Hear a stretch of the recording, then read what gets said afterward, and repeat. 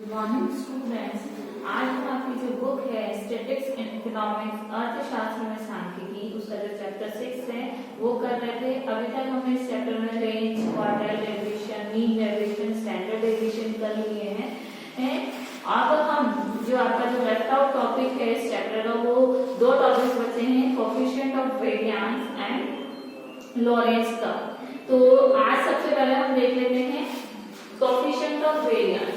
Coefficient of variance होता क्या है पहले हम ये जान लेते हैं। तो कोएफिशिएंट ऑफ वेरिएंस को सिंपल लैंग्वेज में हम जाने तो ये जब भी दो ग्रुप्स होते हैं और दो ग्रुप में कंपैरिजन की बात आती है कि कौन सा ग्रुप की जो वैल्यूज है या जो भी मार्किंग है या परसेंटेज है वो कितना सही है, संगत है, कंसिस्टेंट है, उसके कंपैरिजन करने के लिए हमें कोएफिशिएंट ऑफ वेरिएंस की जरूरत पड़ती है। तो इसके बारे में देख लेते हैं कि अपकिरण का सापेक्ष माप है, रिलेटिव वैल्यू है ये।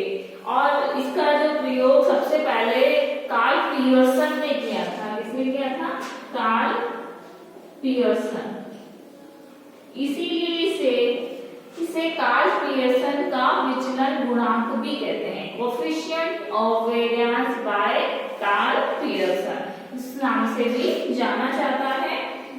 और इसका यूज हमने बात की कि दो ग्रुप में, दो श्रृंखलाओं में, दो सीरीज में जब हम कंपैरिजन करते हैं या जो दो सीरीज एक जैसी ना होकर उनमें थोड़ा डिफरेंस हो तब, और उसकी जो यूनिट है वो भी सेम ना हो। जैसे आपने मेरे सामने यहाँ पे बोर्ड पे सम लिख रखा है, उसमें देखिए कि जो वैल्यूज है, क्योंकि जो भी हम मेजर्स ऑफ डिस्पर्शन करते हैं, सेंट्रल टेंडेंसी करते हैं, उनमें जो वैल्यूज होती है वो एक सीरीज में, इक्वल सीरीज में होती है। लेकिन यहाँ पे जो आप दे रहे हैं जैसे कोई 50 है, कोई 100 है, कोई 90 है, कोई 60 है, कोई 120 है, इस तरह से दे रखे हैं। तो ये ना तो एक इक्वल है और दो ग्रुप्स भी डिफरेंट है। जैसे ये एक ग्रुप है, ये भी ग्रुप है, इसकी 20 है, 140 है, 160 है। तो ये डिफरेंट हो और इसकी जो इकाइयां हैं, यूनिट्स भी डिफरेंट हो। और कैसे मापेंगे कि कौन सा जो ग्रुप है उसका कोएफिशिएंट ऑफ वेरिएंस सही या उसमें जो कंसिस्टेंट जो ग्रुप है वो कंसिस्टेंट ज्यादा है, कौन सा ग्रुप कंसिस्टेंट कम है। तो एक बात ध्यान रखिएगा कि जिस भी सीरीज का, ये सीरीज जैसे ए और बी सीरीज है, जिस भी सीरीज का कोएफिशिएंट ऑफ वेरिएंस कम होगा, कम ध्यान रखिएगा, कम होगा, लेस होगा या कम होगा, वो ग्रुप अधिक कंसिस्टेंट माना जाएगा, मतलब उसकी वैल्यू ज्यादा सही मानी जाएंगी। ध्यान रखिए, जिसका कोएफिशिएंट ऑफ वेरिएंस लेस होगा, कम होगा, कोएफिशिएंट ऑफ वेरिएंस कम होगा, तो वो ग्रुप ज्यादा संगत है या वो श्रृंखला ज्यादा संगत है, ज्यादा कंसिस्टेंट है। इसके बाद और इसके विपरीत जिस सीरीज का जो कोएफिशिएंट ऑफ वेरिएंस ज्यादा है, coefficient of variance more than है वो या ज्यादा है, वो कम संगत होगा, कम कंसिस्टेंट होगा, मतलब उसकी वैल्यूज इतनी रिलायबल नहीं होंगी, विश्वसनीय नहीं होंगी। तो दो चीज ध्यान रखिएगा कोएफिशिएंट ऑफ वेरिएंस जब हम कैलकुलेट करते हैं, जिसका भी कोएफिशिएंट ऑफ वेरिएंस कैलकुलेट करने के बाद जो वैल्यूज आती है, कोएफिशिएंट ऑफ वेरिएंस का जो आंसर आता है वो लेस होगा, कम होगा, तो वो वैल्यूज या वो सीरीज ज्यादा कंसिस्टेंट या ज्यादा संगत मानी जाती है। इसके विपरीत जिसका भी कोएफिशिएंट ऑफ वेरिएंस ज्यादा है, वैल्यू ज्यादा है, वो वैल्यूज या सीरीज कम कंसिस्टेंट मानी जाती हैं। इसके अलावा इस इनका यूज जो हम करते हैं कोएफिशिएंट ऑफ वेरिएंस को कैलकुलेट करने के लिए, मेजर जो थॉट प्रोसेस होता है वो ये होता है कि हमें किसी भी सीरीज की रिलायबिलिटी, विश्वसनीयता जांचनी हो, संगतता, कंसिस्टेंसी जांचनी हो, यूनिफॉर्मिटी में समरूपता या एकरूपता जाननी हो, इससे जानने के लिए हम कोएफिशिएंट ऑफ वेरिएंस का यूज करते हैं। क्या क्या जानने के लिए? रिलायबिलिटी, विश्वसनीयता, रिलायबिलिटी, फिर है कंसिस्टेंसी, दैट यूनिफॉर्मिटी में समरूपता। ये जानने के लिए हम किसका यूज करते हैं? वेरिएंस का, लेकिन इसमें दो श्रृंखलाएं, दो ग्रुप हमारे पास होने चाहिए। इसलिए हम कह सकते हैं कोएफिशिएंट ऑफ वेरिएंस और कंसिस्टेंसी, संगतता, कोएफिशिएंट ऑफ वेरिएंस और कंसिस्टेंसी में ऑपोजिट रिलेशन होता है। कैसे? कोएफिशिएंट ऑफ वेरिएंस का तो संगतता ज्यादा, कोएफिशिएंट ऑफ वेरिएंस ज्यादा तो संगतता कम, इनमें ऑपोजिट रिलेशन होता है। इसकी डेफिनेशन हम देख लेते हैं कि विचलन गुणांक माध्य में होने वाला प्रतिशत विचलन है। जो कोएफिशिएंट ऑफ वेरिएंस है वो मीन में होने वाला वो वेरिएशन है जो कि जबकि प्रमाण विचलन को माध्य में होने वाला कुल विचलन कहा जाता है, और जबकि स्टैंडर्ड डेविएशन को हम क्या कहते हैं, टोटल वेरिएशन की वैल्यू से कैलकुलेट करते हैं। विचलन गुणांक तो परसेंटेज में होता है और जो स्टैंडर्ड डेविएशन है वो टोटल वेरिएशन को शो करता है। तो विचलन गुणांक इस प्रकार प्रमाण विचलन का प्रतिशत रूप होता है। हमेशा ध्यान रखना है हमें एक चीज, जब भी कोएफिशिएंट ऑफ वेरिएंस हमें निकालने को दिया जाए तो हमें स्टैंडर्ड डेविएशन से कैलकुलेट करना होगा, क्योंकि कोएफिशिएंट ऑफ वेरिएंस का जो फॉर्मूला है वो है sigma upon x bar into 100। ना हमें क्वार्टाइल डेविएशन का ध्यान रखना है, ना हमें मीन डेविएशन का वैल्यूज कैलकुलेट करनी है, हमें सिर्फ किसकी वैल्यू कैलकुलेट करनी है, स्टैंडर्ड डेविएशन की। तो कोएफिशिएंट ऑफ वेरिएंस जनरली क्या हुआ, स्टैंडर्ड डेविएशन का प्रमाण विचलन का प्रतिशत मान है, परसेंटेज की वैल्यू है कोएफिशिएंट ऑफ वेरिएंस। अब इसके लिए हम एक सम देख लेते हैं। कोएफिशिएंट ऑफ वेरिएंस का सूत्र ये है, सिग्मा की सिग्मा का मीनिंग है हमारे स्टैंडर्ड डेविएशन, फिर है हमारा मीन x बार इनटू 100। अब इसी के थ्रू हम एक सम सॉल्व करते हैं जो कि हमें बोर्ड पे लिख रखा है, उसे हम सोल्व करते हैं। तो दो सीरीज दी गई है a और b। तो सबसे पहले हम इस सीरीज में दोनों सीरीज के लिए अलग-अलग स्टैंडर्ड डेविएशन की वैल्यूज क्या कैलकुलेट करेंगे। तो हम यहाँ पे हमारी सीरीज लिख लेते हैं। यहाँ पे x की वैल्यू है, तो हमारे x जो हमारी a सीरीज है उसे हम x मान रहे हैं 50, 100, 90, 60, 120, 140, 60 एंड 92। ये हमारा सम दिया गया है। पहले हम x सीरीज को सॉल्व कर लेते हैं जो कि a श्रृंखला की वैल्यूज हैं। अब इसके लिए हमें क्या ज्ञात करना होगा, इंडिविजुअल सीरीज है तो हमें इसके लिए सबसे पहले क्या करना होगा, x बार की वैल्यू कैलकुलेट करनी होगी। तो x बार की a, क्योंकि a सीरीज का हम निकाल रहे हैं इसलिए x bar equals to a भी लिख सकते हैं हम। तो इसके लिए हमारा क्या फॉर्मूला होता है, समेशन x अपॉन n, कि जो समेशन x होगा उसकी जो वैल्यू होगी वो, तो ये टोटल हम जब करेंगे तो समेशन x की वैल्यू जो हमारे आई है वो आएंगी 7, 1, 2। ये वैल्यू आई। अब हमारी जो n कितना है यहाँ पे सीरियल नंबर n 1, 2, 3, 4, 5, 6, 7, 8 है। तो 7, 1, 2 डिवाइडेड बाय 8। अब इसको हमने डिवाइड किया तो जो हमारे x बार की वैल्यू आई वो आई हमारे 89। क्या आई हमारे 89। अब हम क्या करते हैं, x बार x की वैल्यू निकाल लेते हैं, क्योंकि जो हमें स्टैंडर्ड डेविएशन निकालना है a सीरीज का, उसका फॉर्मूला क्या होगा, square root of summation x का स्क्वायर अपॉन n। ये हमारा फॉर्मूला है। अब इससे हम सॉल्व करेंगे तो सबसे पहले हमें क्या निकालना होगा, x की वैल्यू निकालनी होगी। x की वैल्यू कैसे निकलेगी, x माइनस x बार। इससे हम हमारी वैल्यूज कैलकुलेट करते हैं तो क्या आएगी, x बार हमारा कितना आया इसका 89। तो 89 से हम इसको डिवाइड करेंगे, माइनस करेंगे सॉरी, तो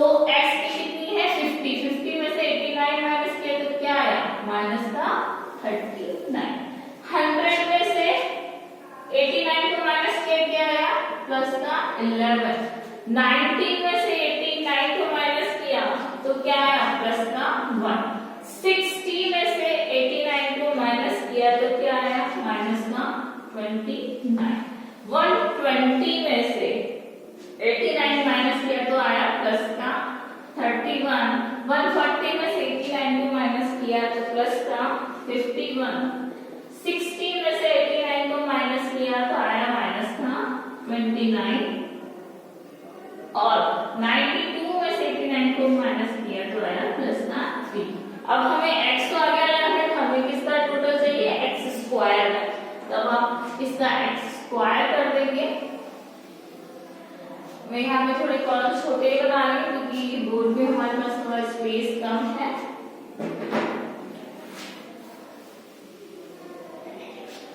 अब हम क्या करेंगे x की जो वैल्यू है इसका स्क्वायर करेंगे तो 39 का स्क्वायर किया तो उसकी जो वैल्यू आई है 1521।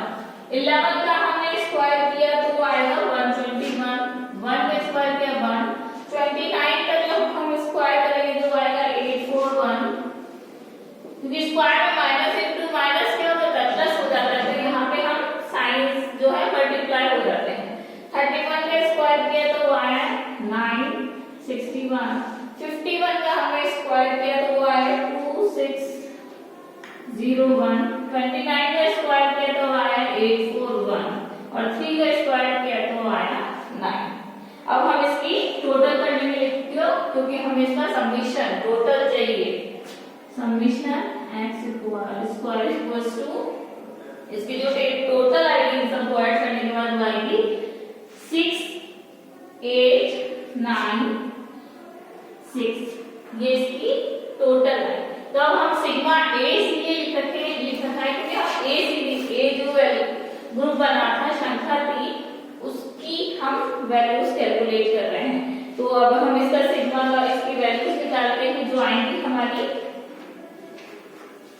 सिग्मा ए ये है हमारे square root of 6896 upon n कितना है 8 है। इसको हम डिवाइड करेंगे तो इसका जो आएगा वो आएगा 862।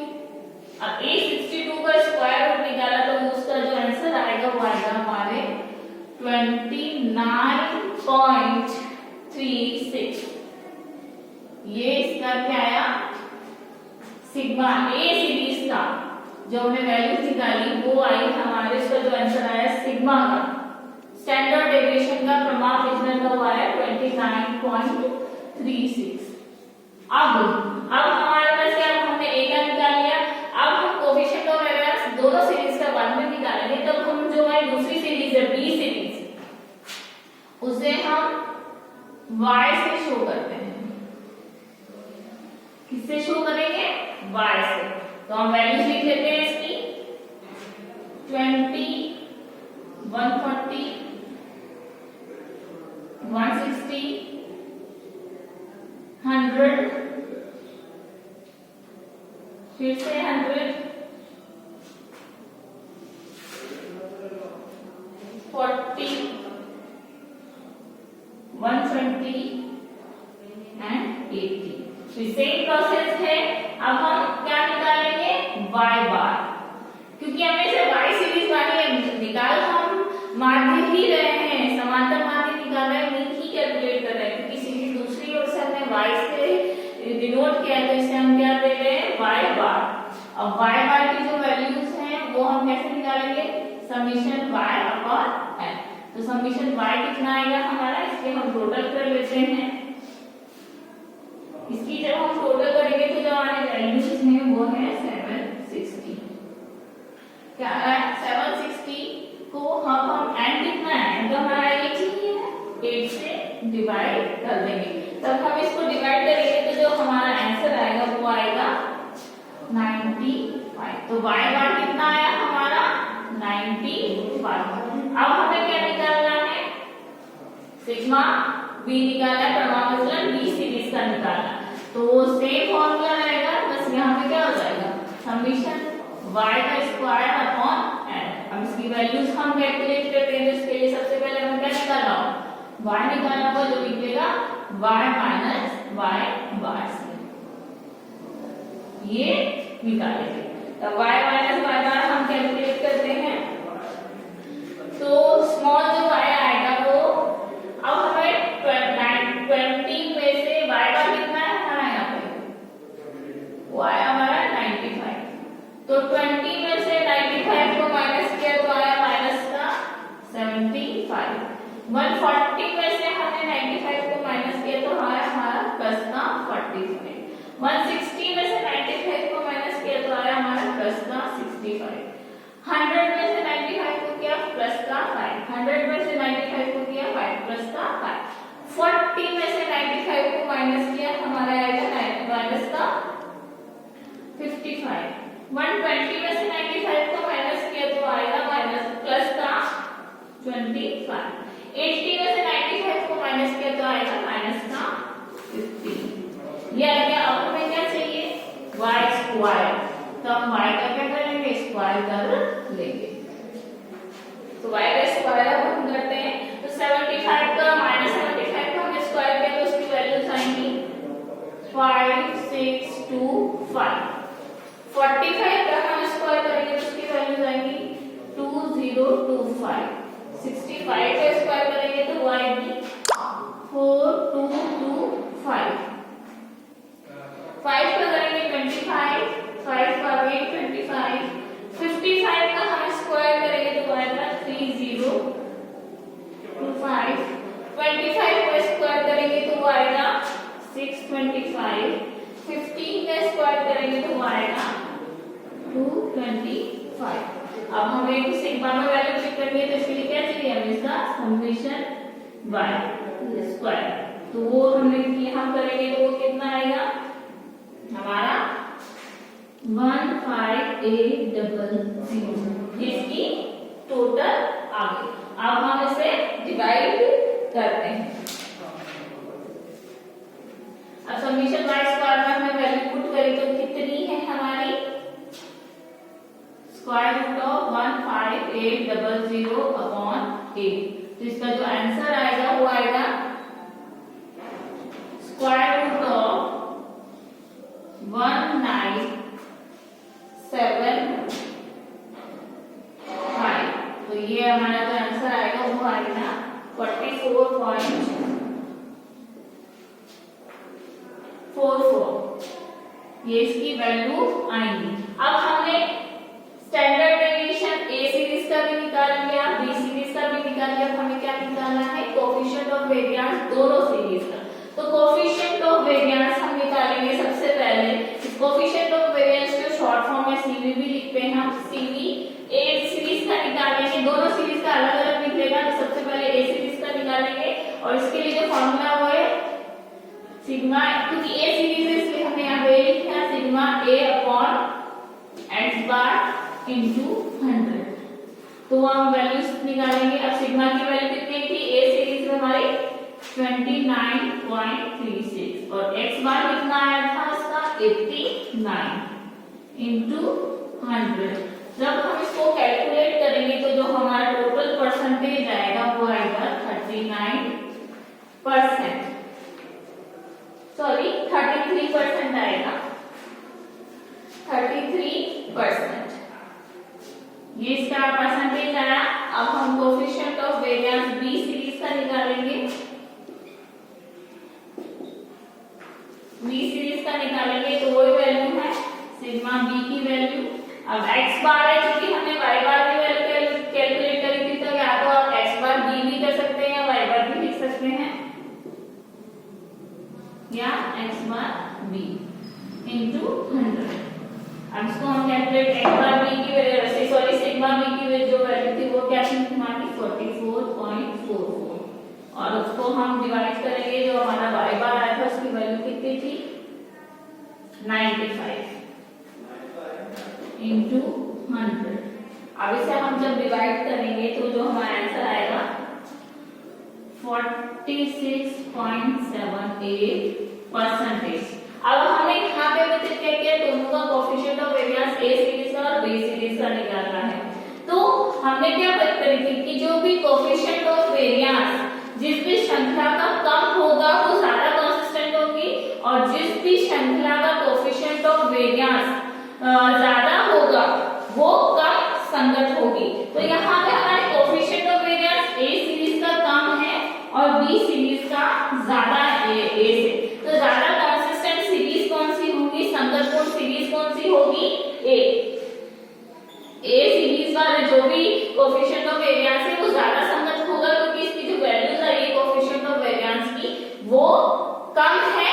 तो हमने पढ़ा था कि जब कोएफिशिएंट ऑफ वेरिएंस कम हो तो जो श्रृंखला है या जो मान है वो ज्यादा संगत होंगे, और जब कोएफिशिएंट ऑफ वेरिएंस ज्यादा है तो वो कम संगत होंगे। ऑपोजिट रिलेशन होता है कंसिस्टेंसी में। तो जो ए सीरीज है उसकी जो कंसिस्टेंसी है वो ज्यादा संगतपूर्ण है। तो हम एक लाइन जरूर लिखेंगे इसके नीचे कि इट इज क्लियर दैट कि बी की तुलना में, एक लाइन आप जरूर मेंशन करेंगे, जो भी सीरीज का जो कोएफिशिएंट ऑफ वेरिएंस जैसा है उसके अकॉर्डिंग हम लिखेंगे ए की तुलना में, बी की तुलना में ए का, बी की तुलना में ए में जो कोएफिशिएंट ऑफ वेरिएंस है या विचलन गुणांक,